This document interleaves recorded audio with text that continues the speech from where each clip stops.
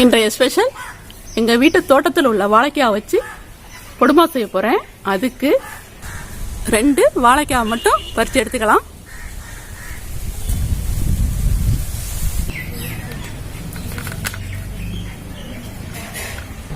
பறிச்ச வாழைக்காவை தோல் சீவிடலாம்.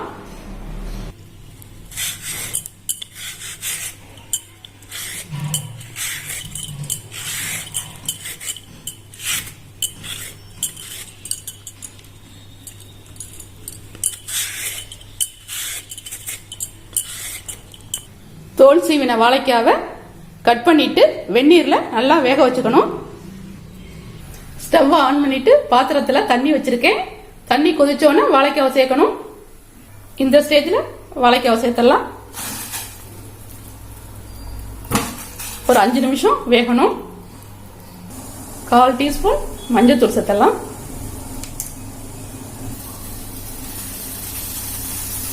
வாழைக்காய் நல்லா வெந்துருச்சு. வெந்த ஸ்டேஜ்ல எடுத்துடலாம்.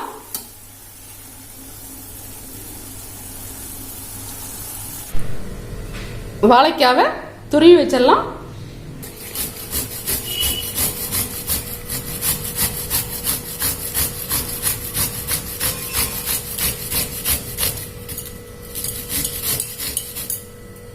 வாழைக்காவை இந்த அளவுக்கு பொரியா சாஃப்டா துருவி வச்சிருக்கேன். அடுத்தது வாழைக்காய் பொரியல் செய்யறதுக்கு தேவையான பொருட்களை பார்த்துருவோம். வாழைக்காய் படுமா செய்யறதுக்கு தேவையான பொருட்கள் இதுதான். இந்த அளவுகளை செய்யும் போது சொல்றேன். முதல்ல வாழைக்காய் துருவினதுல சேர்க்க வேண்டியது சால்ட்டும் சோம்புத்தூளும் சேர்த்து நல்லா கிளறிக்கணும். எல்லாத்துலயும் சேர்ந்து வர்றது மாதிரி கிளறிக்கணும்.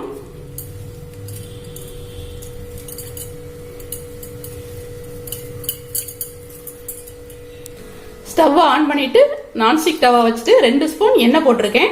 முதல்ல காய்ந்த மிளகாய் சேர்த்தலாம். அடுத்தது 1 ஸ்பூன் அளவுள்ள கடுகு. கடுகு பொரிஞ்சோடனே சின்ன வெங்காயம். அடுத்தது 1 கொத்து கருவேப்பிலை சேர்த்து நல்லா வதக்கிக்கணும்.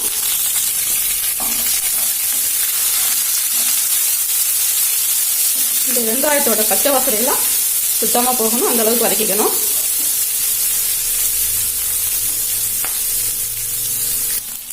வெங்காயம் நல்லா வதங்கின ஸ்டேஜ்ல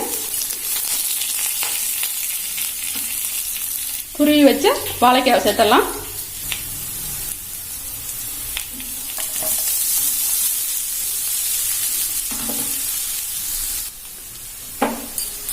ஏற்கனவே உப்பும் சோம்பு தூளும் போட்டதுனால நல்லா கிளறி விடணும். இந்த வாழைக்காய் கொடுமா செய்யறது ரொம்ப ஈஸிங்க. வத்த குழம்பு சாம்பாருக்கெல்லாம் ஈஸியா சாப்பிடலாம். வாழைக்காய் வதங்கின ஸ்டேஜில் அவிச்சு வச்ச துவரம்பருப்பு. அடுத்தது தேங்காய் துருவல் சேர்த்து நல்லா கிளறிக்கணும்.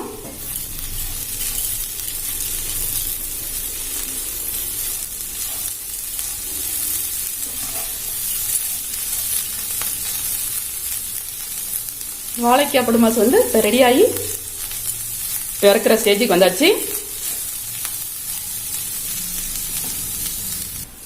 வாழைக்காய் பொடிமாஸ் பார்க்கும்போது செமையா இருக்குல்ல, சாப்பிடும்போது இன்னும் சுவையா இருக்குங்க.